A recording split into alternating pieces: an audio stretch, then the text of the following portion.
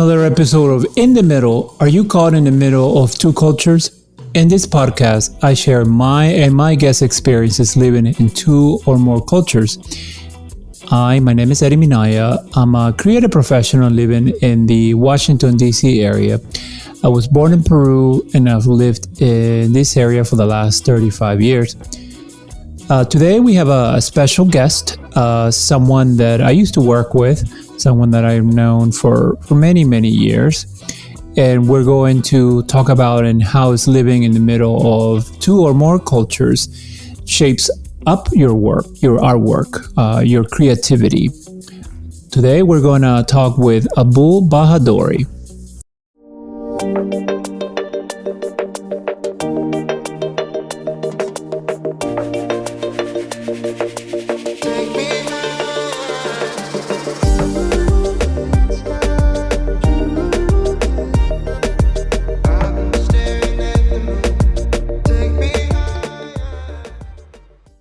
Abul, thank you for taking the time today. As I mentioned in the introduction, Abul and I, we used to work together. That's how him and I met. So it's been years since we worked together for years. It's been a few years since Abul and I have actually seen in person, but I was able to catch up with him last week over the phone. Abul, tell us a bit. Thank you for your invite. Of course, Abul. So, Abul, tell us a little more about what are you up to these days? What are you doing for work these days? As you know, I'm still continuing my graphic design topic that we both worked on once we were working together. But also, I'm doing a lot more painting and focusing a lot more on my art. I've actually reduced my number of hours from graphic design. It's turned into really a tool to financially support my art. Mm-hmm. Great. I mean, that is a great way to kind of see how if someone is trying to do fine art and trying to do this, we understand how difficult it is because you've been through that journey. So eventually we can talk a little more about how you made that transition. But as you know, my background, Abul, it's I was born in Peru. I grew up in this area, and to a degree, my background has sometimes maybe influenced a little bit of the way I do my art, like my graphic design, my web design. But since I came when I was 13.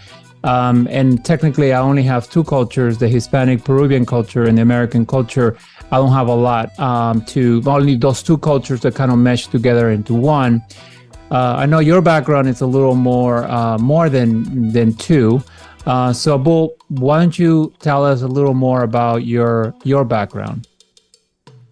Sure. I think two cultures is plenty. But yes, I was born in, I may want to show you some images of the past and my photo album, so it would be easier to visualize the whole thing. Okay. So now I'm going to do this slideshow. Okay, is my screen on? Yep, I see it. Yes, I was born in Tabriz, Azerbaijan province of Iran. It's a much bigger city now than when I was born. I was born in 1961. This is me on the left-hand side on my uncle's lap with my mother and brother behind. I was 3 here. This is technically at the same time as this, maybe like a year before this. My photo is taken. This is the downtown Tabriz. It is a beautiful city. It's mountainous. It's cold. We are not Persian, even though we are from Iran. We are Azerbaijani. Turkish language. Azerbaijani is very similar to Turkish. Is our primary language, but right there, because my mother tongue was not official language, and kids were forced to learn and speak Persian, which was a language that I had absolutely no exposure until I went to school. We were aliens in a sense in our own hometown. So while I was growing up as a little kid, the cultural,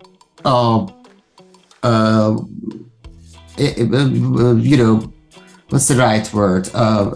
Alienation, cultural alienation was at the core of my entire life. Little bit about my hometown and how it influenced my art. Tabriz is a city of mosaics, miniatures. In fact, it is the birthplace of a Persian miniature, and which, by the way, came through with Turks from Central Asia, who brought the painting art of China to Iran. Even though Islamic culture does not allow human features, it's forbidden, but by 14th century, 15th century, Mongols who were not Muslims originally, Turks who were not Muslims originally, kind of modernized the system, and they allowed depiction of human figure. And this is the type of paintings that I was exposed to. Unfortunately, I was not trained to be a miniaturist. I wish I did, but I was not. The carpets are another influence. My mother used to say that I started sketching before I started talking. And I vividly remember that I was crawling on the carpets or walking on the carpets, and I used to just be mesmerized by these motifs, by these patterns and colors. Yeah. So indirectly, it has influenced me. But in 1965, my father pursued, he was a dentist when he married to my mom. Okay. He pursued further education as preventive medicine in the city of Rennes in France. He started doing his PhD, and we all went there. So from 1965 to 1966, actually maybe one more year, maybe from 64, I was going to kindergarten in France, learned French, and it was, as a kid, I remember that it was a liberation for me in a sense that we were not confined to restrictions as such was back at home. So let me ask you about when you were in France, and I know you were like you said 6 years old, so you were a kid. Do you remember how you felt when you went to a you think you said a kindergarten? So you went to kindergarten for the first time. How was it France back in the 60s? Like the kids, the society, the people, knowing that you were from Iran and that you were coming from there, even though your dad was there to get a PhD, how was the culture then? Were they accepting of? Very welcoming, extremely welcoming. The later, nationalistic sentiments that in entire Europe came to exist after 80s. Due to massive number of immigrations from all around the world, from Africa and Middle East mostly, had not happened yet. And also, even though I don't remember much as a kid, so far as sophisticated, detailed cultural, social elements are, but I remember that we were very welcomed by the teachers at the kindergarten. Something really interesting happened that I kind of regret, but with the 60s liberation movements all around Europe and freedom of expression, it was a big deal.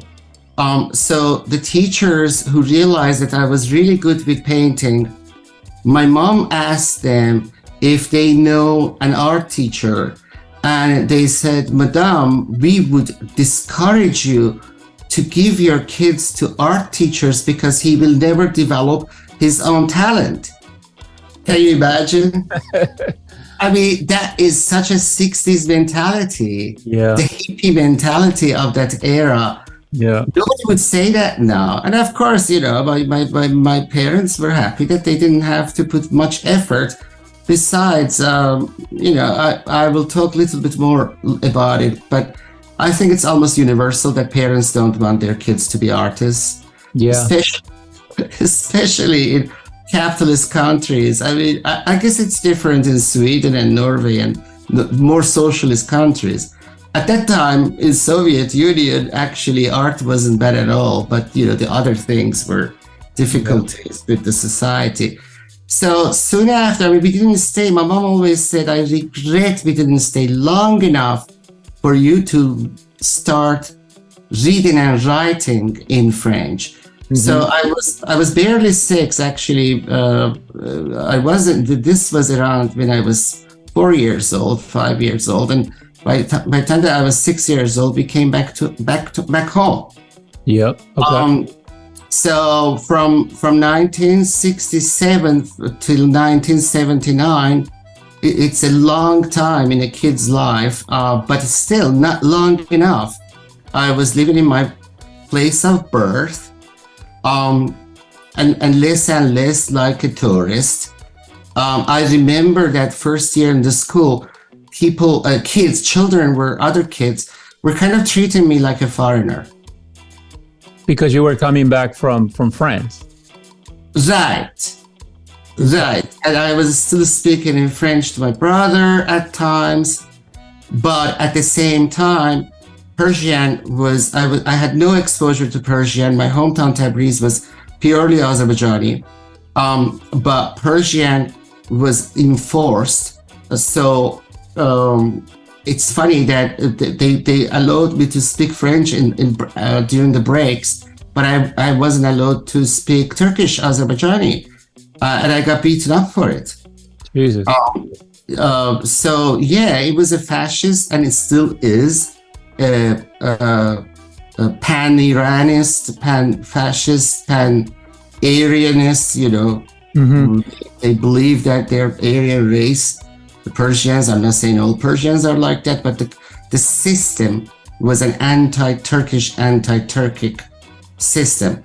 So there were several levels of alienation.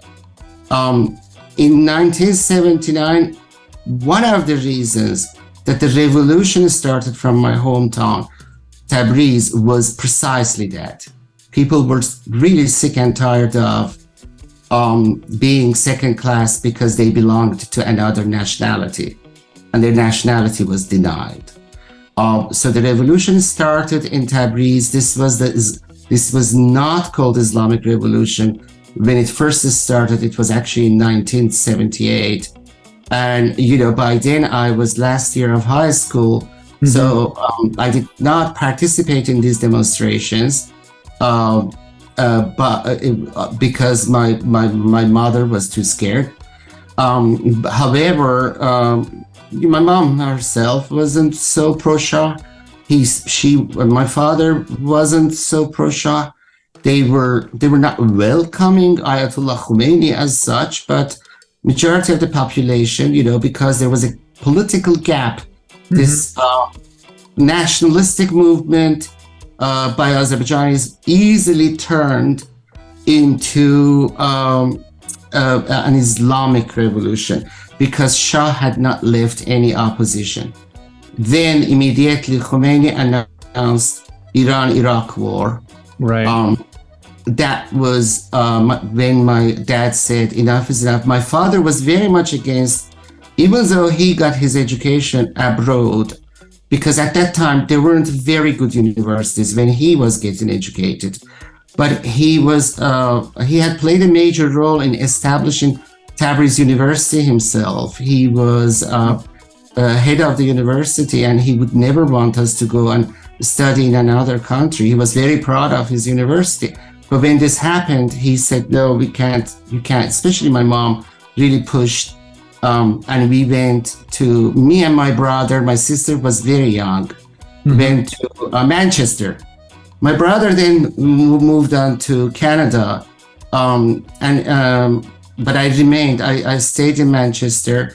I got my fine art education and in textile design and technology. And I did my master's in computer aided design of textiles. I was actually programming in C++ wasn't out. No, like it wasn't. C++ wasn't out yet. It was just C. Yeah, they were like object-oriented programs were not out yet. But at the same time, so I actually finished my master's degree, was very successful.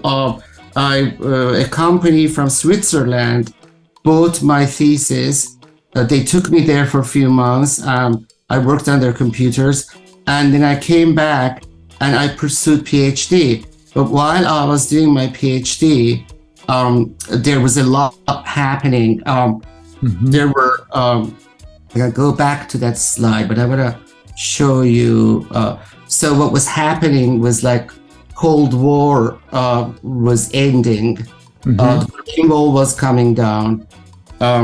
And on the border between southern Azerbaijan and Iran and Soviet Azerbaijan in the north, people started tearing off the border bars, and they were wanted to unite.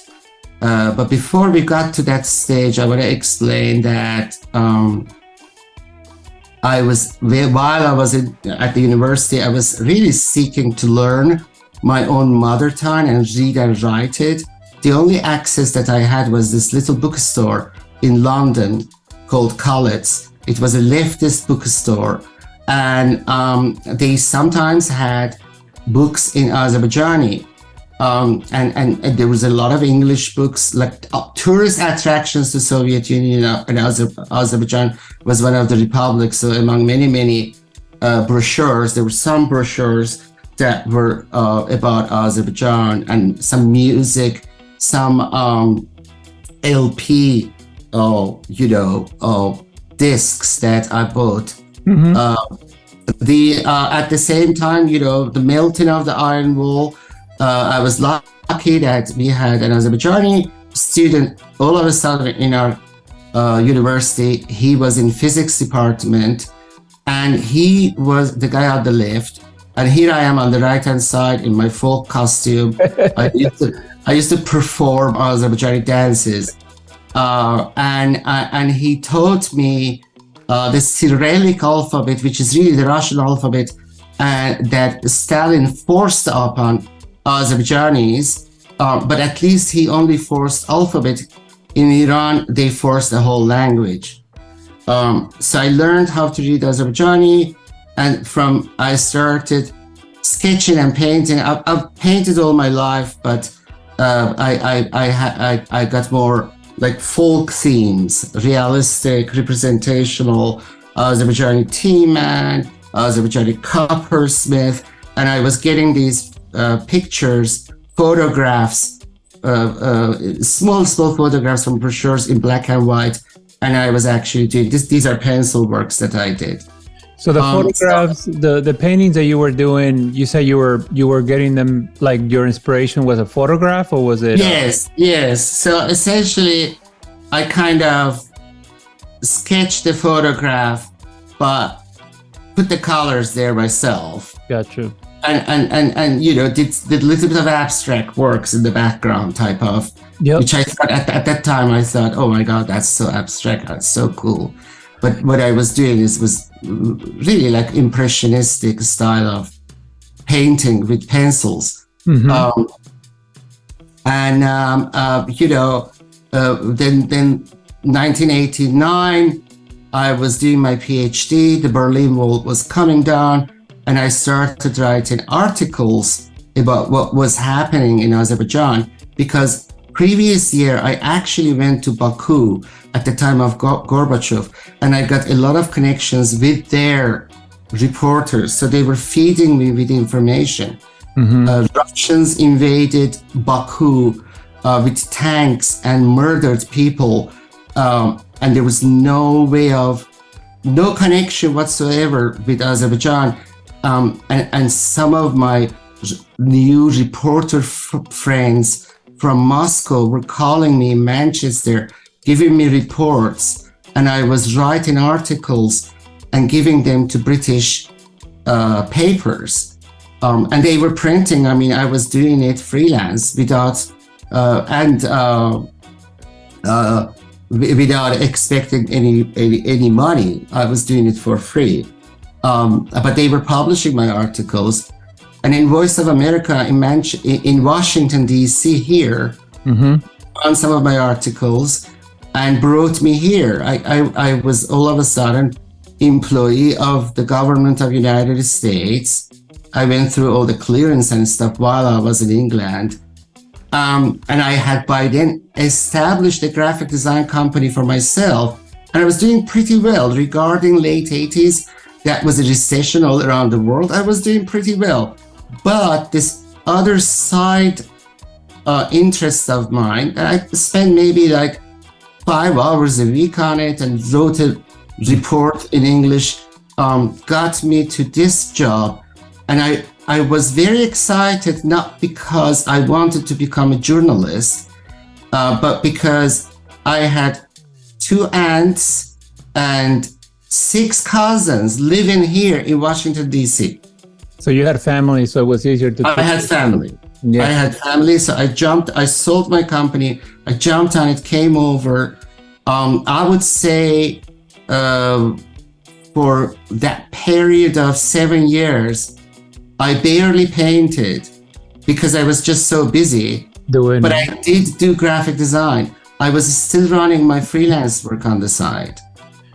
So, well, how was it for you coming from, like when you were coming from the UK, because you had lived there now for quite a while, you established a business of graphic design, you were kind of had acquainted to the society in the UK, and then Voices of America read your articles, and then they brought you to the United States, and you decided to come to the US. Was that your first time coming to the United States when you came in 92? Yes. What were you expecting to see in Washington, D.C.? Like, were you expecting something very different in terms of the culture between the UK and the United States? Was your expectation very different? Well, I was expecting much less difference than I saw. How so? Well, first of all, the one thing that really shocked me was the fact that you don't see billboards in DC. That's true. Yeah. And the fact that the buildings and the entire, because this building is right next to the National Mall. Yeah. I was working pretty much on National Mall for 7 years. And the most striking thing, my good luck, Eddie, was that it was the 500th anniversary, circa, of Columbus. So all the museums, Smithsonian, Natural History Museum, Art Museum, History Museum, they were all devoted to circa Columbus's 1452.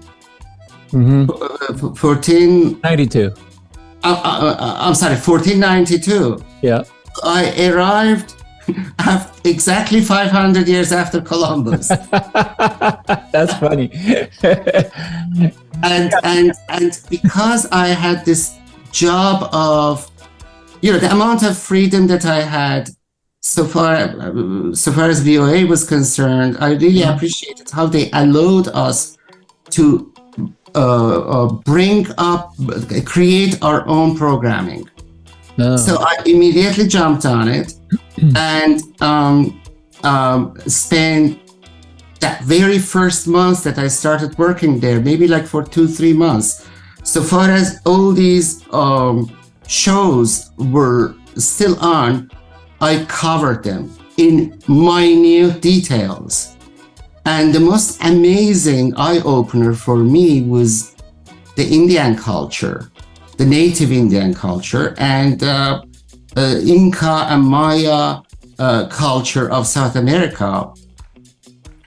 Because I covered them in details. So this was truly a new world for me, like new world in the sense of those comers from Europe who initially observed it, because I just immersed myself in that history. And I had, obviously I was writing in Azerbaijani, but you know, my programs got so popular that VOA asked me to translate them to English. So I did that, and of course, you know, the English service was reading them, and I got few awards for that. So it was really a liberation for me, and I immediately realized that this is a more accepting country. When I was in England, I was mostly hanging out with other Iranian Azerbaijani students in the university. It wasn't until I established my business that I really found out that British people are also very friendly, right? So the isolation from British my same age British people was nothing to do with their attitude. It was all to do with the fact that we had kept ourselves in our little community. Yeah, which, you know, that still happens today with a lot of different culture groups. I think you know, even in right now today, you know, the Hispanic community, sometimes there's some groups that are kind of stick together with themselves, and then they kind of they don't go outside the group, and sometimes that holds them back to a degree to learn English, for example, because they speak Spanish all the time. I see that sometimes with the maybe the Korean culture, where sometimes they also kind of go into one bucket, or the Vietnamese culture, like one area, and then they congregate on a special area around the people because they do feel comfortable around their, you know, people from the same background and they speak the same language, etc. But it is, you know, at the same time, I think it's good because you do feel that you're, you know, that you feel acquainted, you feel like you got other people like you that are also here.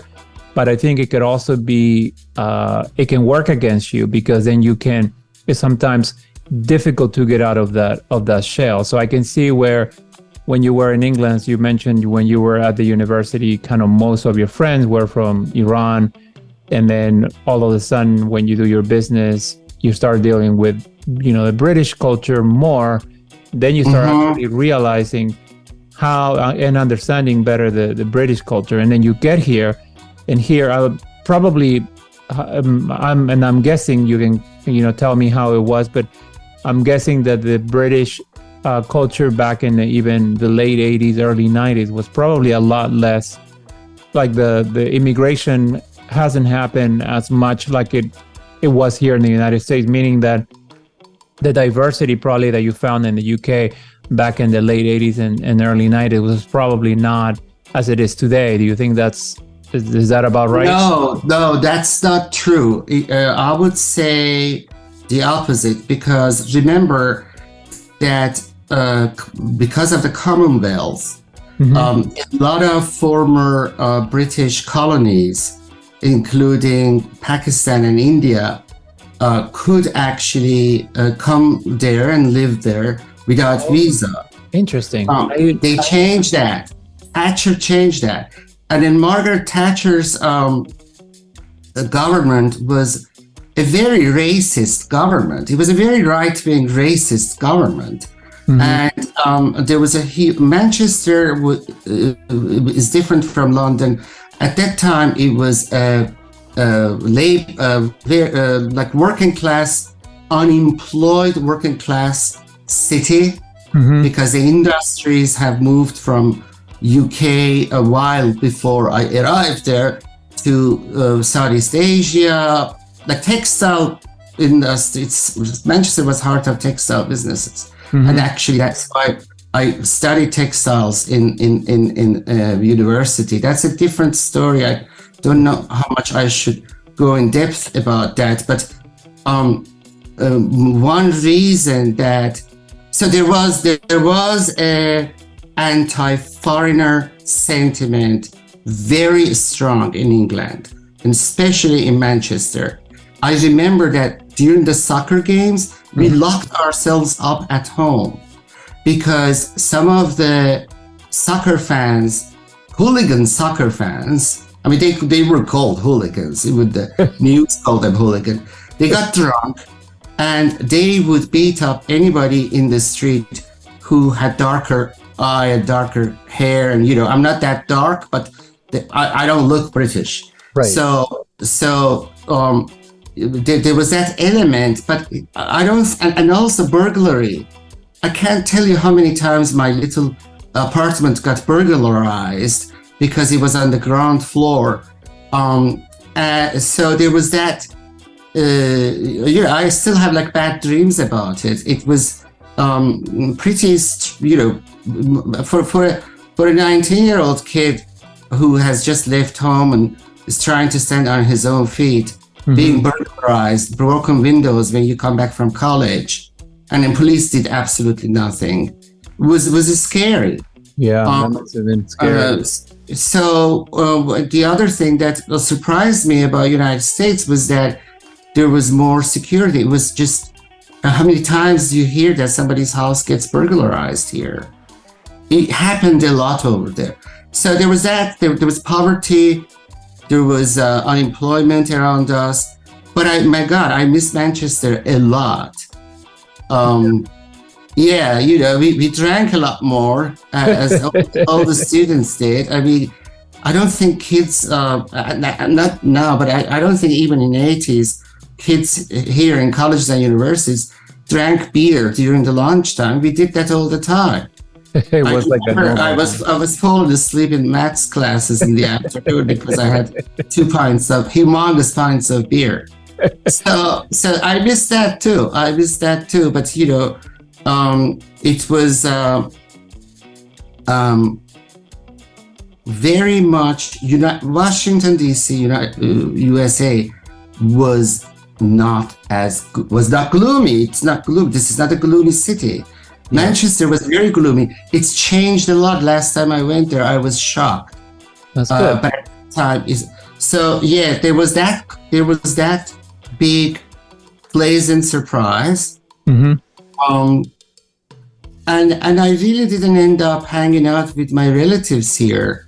As soon as I got here, even though our work environment at Voice of America, we were working with other Azerbaijanis, so there was this isolation at workplace from Americans that 7 years did not help me to get myself accustomed with business and business culture and corporate culture. Gotcha. But so I left in 1999. I got sick and tired of Voice of America. Mm-hmm. And they cut us. They cut our hours. So, the web was new, and I learned really basic web design, and I started working in another company. So, what you just kind of went through in terms of your almost like the timeline of your life, the places you live, the places where you've gone, and how you end up here in DC. Do you feel that you're caught in multiple cultures? Do you identify yourself as one culture more than other culture? No, because as a kid, being alienated in my own hometown because of the Persian bureaucracy and Persian nationalism, essentially. And since I wasn't Persian, even at that age, and also going to France and coming back, but not so much because of that, mostly because of being a foreigner in your own hometown. Mm-hmm. That is still the case, by the way. In Tabriz, in Azerbaijan, of Iran, I had established the skill of not belonging anywhere. You still feel this way today? Yeah. And one thing that crosses my mind, it doesn't matter where you die, really, right? Mm-hmm. But since I'm getting older, I'm now 61, I'm not comfortable with being buried in Virginia. I don't know why it matters. Like, yeah, I guess the soil is too moist. It is moist. It is humid in this area.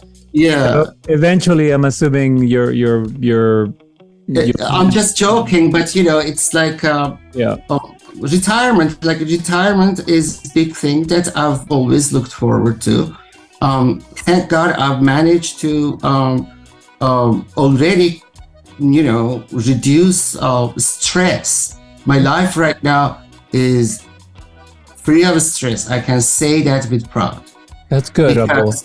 Yeah, and because I'm almost half retired, because painting can be stressful actually, but it's a good way, good stress. It's not somebody demanding you to deliver something designed for them. And I'm very happy with my current contracts for graphic design. So I have to decide, and hopefully I'll be able to retire in 5 years, but I doubt. I'm probably going to work until I'm 70, but same number of hours perhaps as I am now. My money-making job, which is graphic design, is no more than 25 hours a week. That's good. So I would probably continue if I stay healthy, but then I need to retire. And I don't think that I'm looking at Washington, D.C. as a city to retire. However, you get used to, I'm really attached to my home right now. As you get older, I was dreaming of maybe moving to Portugal, because I've learned Portuguese in Brazil. I can carry myself with that language. Now I know Spanish because it's a good country. But I think that if I move anywhere right now, that I don't have friends and relatives, I'm going to feel extremely lonely. Yeah, I agree. So those are the thoughts, those are the issues that anybody my age, I think, deals with. Yeah. Even if you're born here, where to retire, I'm not going to go to Florida. I know that. I don't like Florida. It's too hot and humid. I am with you. I know. No, I would live happily in Rio de Janeiro. It's I've never been, but I've heard it's a nice party city. So, Bo, now that that kind of we have a background of where places you've lived, how do you think, all these countries, all these cultures, all the things you've seen, all the people you have dealt with, how is that influencing now your art today, your paintings, your graphic design, the paintings that you're doing today? How is that influence? Has that taken or a kind of a specific, a style that is very unique to you? It is, and I think I can switch back to share my screen. Yeah. I wanted people to see my face while I'm talking, but right now I think I can continue this slideshow, because the reason I put this together was because art is very visual. So, like I said, since 1999, I've been working as graphic designer, but also painting on the side. Um, Washington, D.C. was a very lucky city for me because I consider myself a colorist, and colorism was born in this city.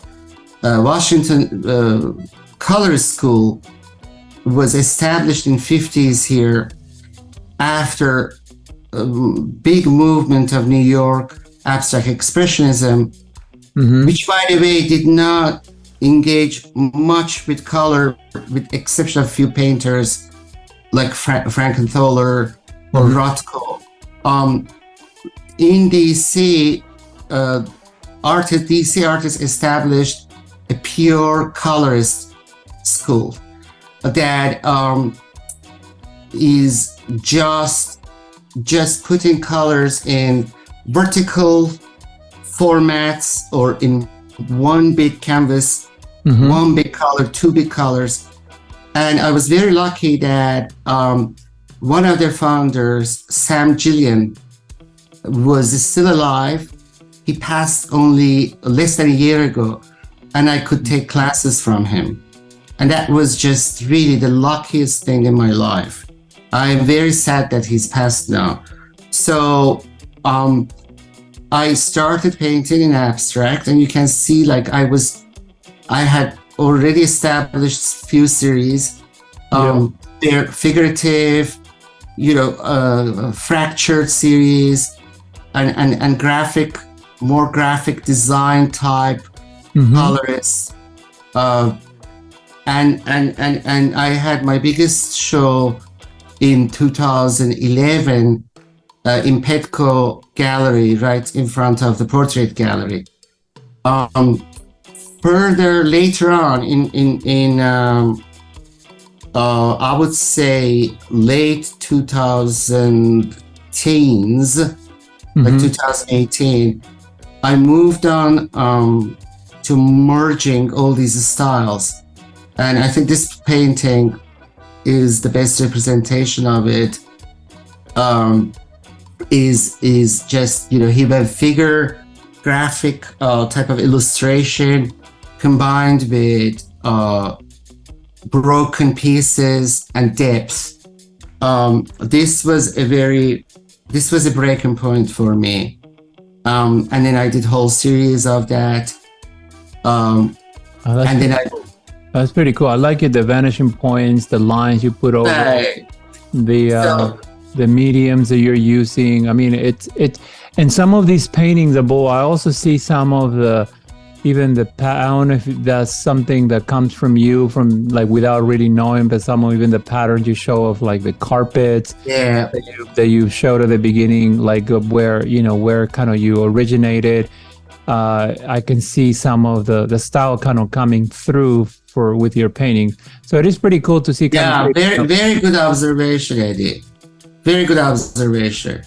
I mean, it's not conscious, but you see the curves. Yeah. And you see the motifs everywhere because it gets ingrained. As a kid growing up on those carpets, it gets ingrained in your conscious, subconscious rather. The forms are abstract, but yet, a lot of paisleys, right? Yeah. Lots of paisley. But I want to talk a little bit about what I moved into, which was key to my success in a sense, without me even realizing. Majority of the abstract artists, ever since 1940s, or even earlier, even Picasso and Matisse, they completely departed from any sense of depth. So X, Y, Z axis turned into just X and Y. There weren't and there aren't many abstract artists who pursue a perspective grid, which revolutionized classical paintings at the time of Renaissance. So this is what Leonardo did when he had the Last Supper. Interesting. He actually drew the grid. I mean, Yeah. this is not on his painting, but art critiques just look at it and know. They rediscovered depth after Middle Ages. Yeah. Roman artists were very much aware of it. Even Greek artists were very much aware of it. But we don't have access to much paintings of Roman era. We only know their sculptures. But so I thought, what is going to happen? Obviously, he doesn't keep the grid. But I was thinking like, okay, what will happen if I simply dump a perspective grid on an abstract painting? The one on the left is one of the very first ones that I actually kept the grid on it. It was completely abstract, and then I kind of painted my numbers in the grid. And then I took it further into more like a sculptor image.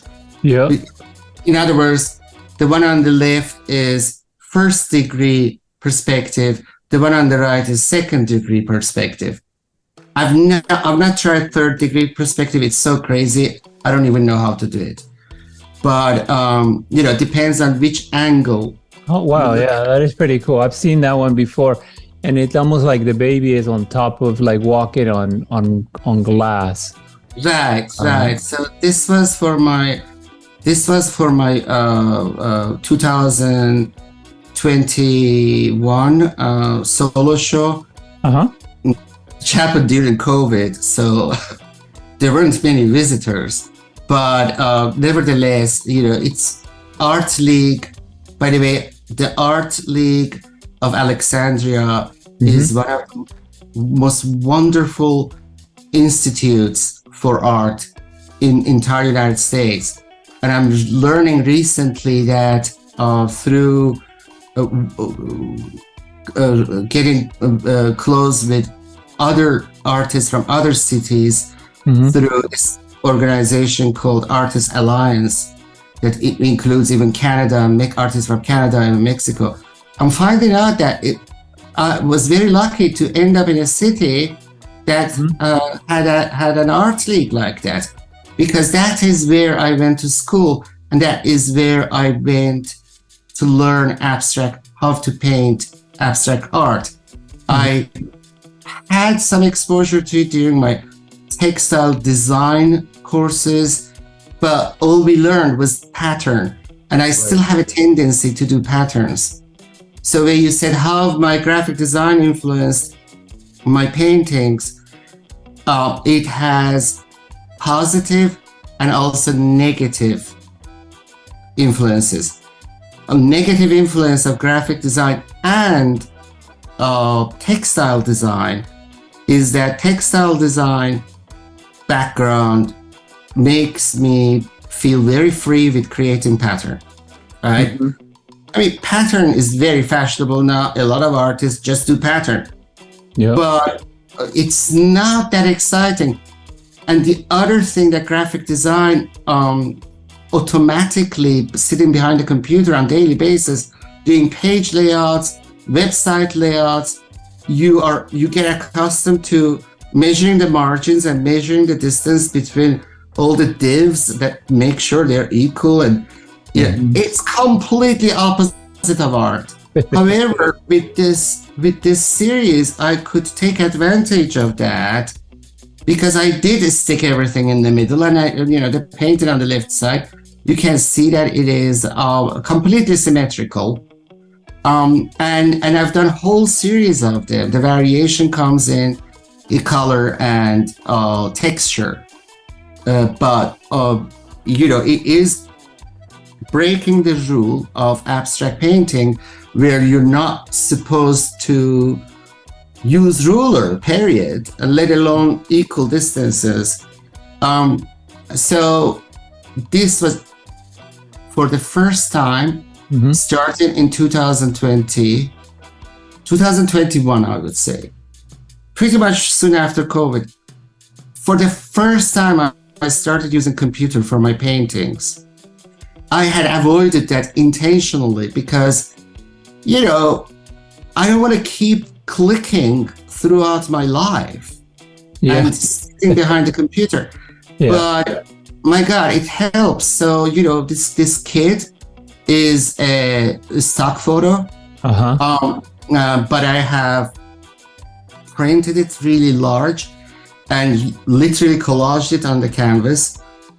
The bottom part is also a photo that I took in LA long time ago on the California coast. Mm-hmm. And it has layers of paint, paper attached and painted over. And then I painted the kid in certain areas and not other areas. And I also learned how to use a spray paint. And now I'm so attached. All of this happened in last 2 years. Wow. And now I'm so attached to spray paint. I don't think that I can finish a painting without spray paint. So it looks like you're doing a lot of mixed media now. Do you think Yeah. a lot of these now, a lot of your media, the mediums that you use, like the paint, the type of paint that you use, it seems like it is an influence of your background, possibly your both cultures, in terms of like the type of, your mediums have been influenced by cultures and your background, because I think now you're mixing computer, you're mixing texture, is that oils or is that well, this is yes, in a sense that I'm comfortable jumping on computer and making any changes that I want on the picture of the painting. It does accelerate. So not so much culture, but the culture shows through the colors and I would say not even texture, but it is the two things that turned me into a mixed media artist. Because before 2 years ago, I would have not called myself mixed media artist. Now I'm 100% mixed media artist. I would even call myself multimedia artist because there's a difference, right? Mixed media is when you're using different media, but you're still painting. But multimedia artist, not multimedia in the sense of graphic design multimedia, but for fine art, multimedia is definitely combining digital and paint. I mean, the more expanded multimedia artists are the ones who do installations with video and light. Yes. But still, like, so this one is a painting that I picked to show you guys because the only element here that is from an illustration is this guy, the hero looking guy at the bottom that I actually sketched with pencil, but then I scanned it and I printed it on tissue paper and collaged it. Tissue paper is a transparent collage. It's not easy to do that. It's not easy to print on tissue paper, but I've come up with my own method. I stick it on normal paper to go through, and then you detach. It's temporarily stick. But here I have stuck a lot of collage and paint and sketches and even newspaper. You can see. So it's more like traditional, modern, contemporary, but traditional contemporary collage. But then, I've also kept painting in the same style as I learned from Sam Gillian. These are classical color field paintings. This is how they did. This is how Washington Color School artists did. Except my colors are a lot more high octave. They call these colors high octave, like vibrant even some fluorescence. They did not have fluorescent colors then. Now we have amazing access. But back to your question, it is how much available different medium is in United States, that allows me to do this. I know for a fact that my sister lives in Turkey, even though it's not a closed country like Iran, but they don't have this material. So like we have a medium by a brand called Golden. It's one of the best acrylic brands. There's a medium, and when I say medium, I'm talking about acrylic, liquid, or like gel, gel mediums that you put on wood or canvas, and the surface becomes exactly like sandpaper. Oh, wow. And that sandpaper surface is what is good for dry pastel. Otherwise, you can't use dry pastel on canvas. Yeah. So you think an artist in countries like Turkey or countries like today in Iran, they wouldn't be able to progress to do something like this because they just don't have the materials. They don't have the material. Even in England, and I have artist friends over there, what I'm buying here for $18, they have to pay 36 pounds over there. Wow, so it's a lot more expensive. Where is it made? Is it US made or is it? They're US made. They're made in the United States. It's the only area that Chinese haven't conquered yet. I bet that Chinese have amazing paints, amazing colors. So do Japanese. Australia is also very good. But US, UK, Switzerland, little bit France also, the paints and colors, France has a really good background too, are amazing. And when these paints go to other countries, I guess because of the tariffs and taxes, they become very, very expensive. Like my Turkish artist friend can get Amsterdam. I believe it's a Dutch paint. Yeah. We consider that dirt cheap paint that, I buy some, but it has very low pigment. You can't do anything like this with it. So it's, again, being in the United States, having access to good quality paint for less price. However, canvas and surfaces are a lot more expensive here. And also, it's very sad that schools don't teach art to children here. Yeah, it's very rare. I mean, you have to select a class, you have to pick it, and yeah, it is not public schools. You have to have rich parents. Yeah, it is. I mean, it's sad that we don't teach more art like we should to our children. But I think when you were talking about painting, or you're talking, one thing that came to mind is this past summer we went to Spain, and we also went to Morocco.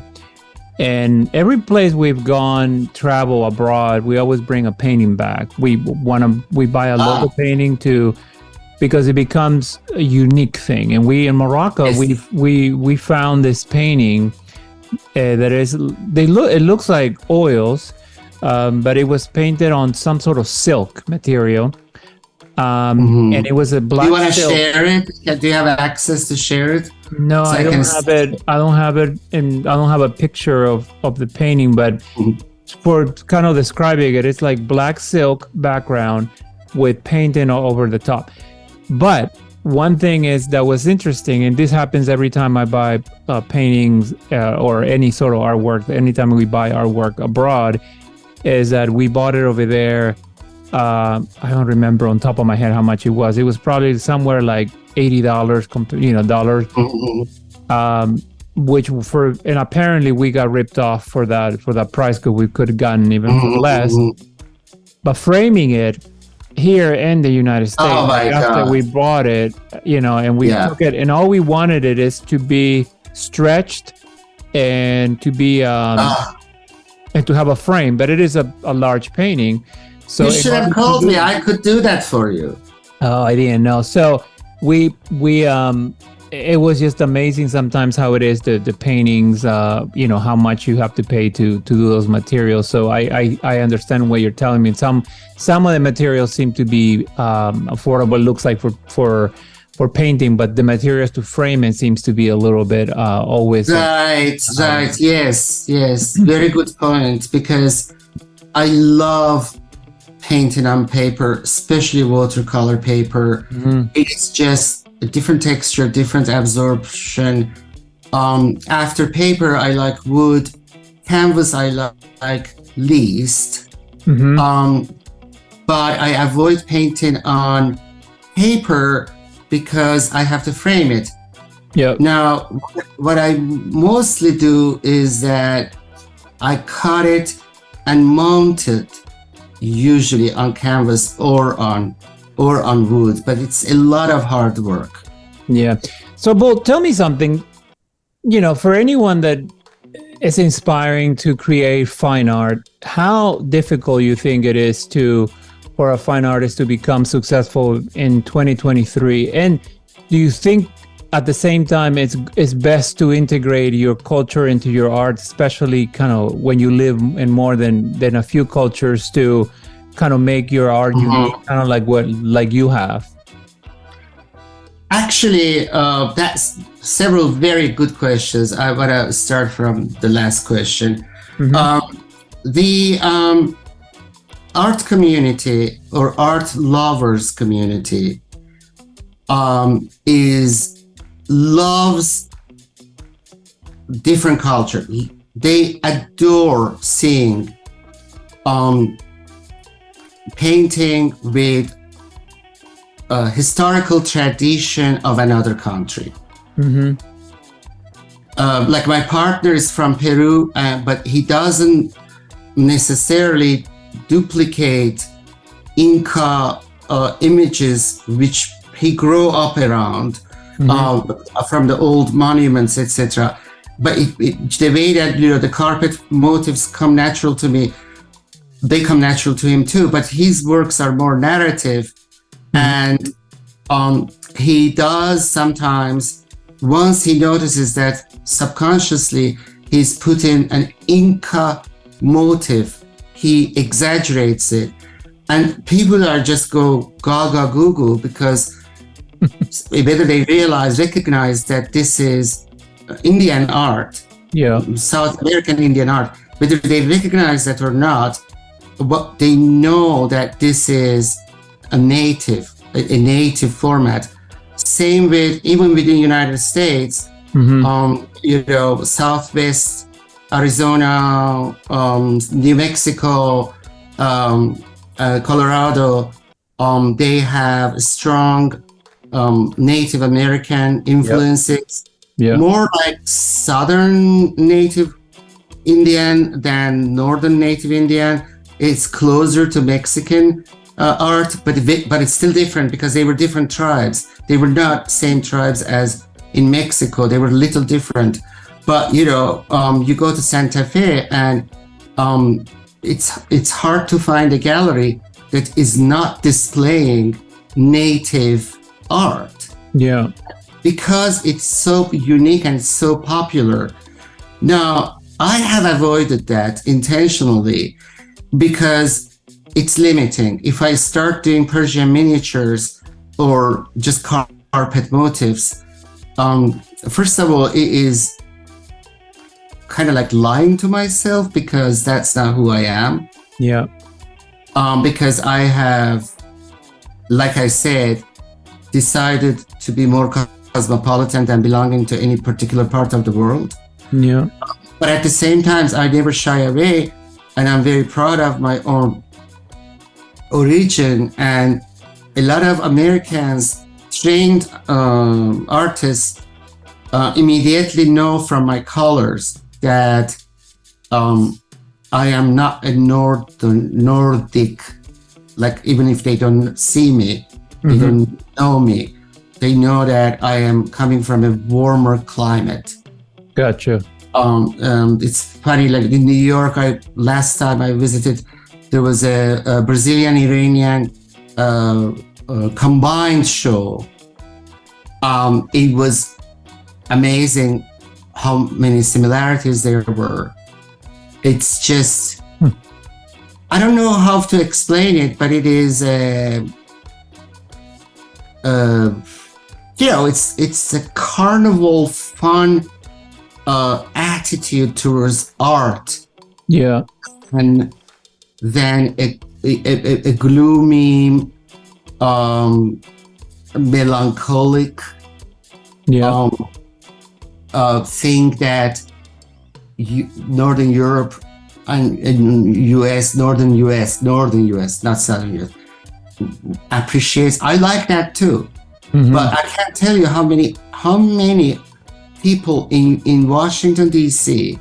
would avoid buying my very colorful paintings because they think that they are too bright for their home.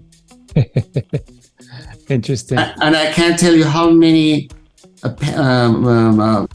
art teachers have told me, "Oh, you should move to Miami because you're using Miami colors." That's funny. So someone inspiring. I didn't answer your other question. I'm sorry. This took too long. Your other question was, what's your advice for someone who wants to, become an artist and focus on art? Number one, you have to have another job so that you don't rely on selling paintings, because that can drive you crazy, and it can actually force you to do commercial art. Okay, that's a good advice. Yeah. It's very easy for me to paint things that people would buy. And from talking about culture, from Washington, D.C. to Northern Virginia, culture changes. It sure does, yeah. In Northern Virginia, people want to buy, buildings and realistic landscape, cats and dogs. Cats and dogs. If you can, which I have nothing against. I've done art dogs too, and I've included them in paintings. But how many cats and dogs and flowers you want to paint? So there's a dichotomy. The good galleries don't want to. If you paint flowers and submit to decent gallery, most likely you won't get in. Interesting. As no matter how beautiful your flowers are, but at this and galleries having a hard time selling good art. At the same time, I worked with several galleries, and all of them, without exception, say good art is hard to sell. So at what stage an artist who does good art becomes famous, how they are discovered, I almost don't know, but I can tell you that the artist has to be very upfront and almost aggressive about it, aggressive about promoting, knocking doors, and believe it or not, gifting and bribing, in a sense that no other business does that. For example, I've taken art business workshops and classes, and without exception, they say, pick a gallery or an interior designer or company that you think is aligned with your art,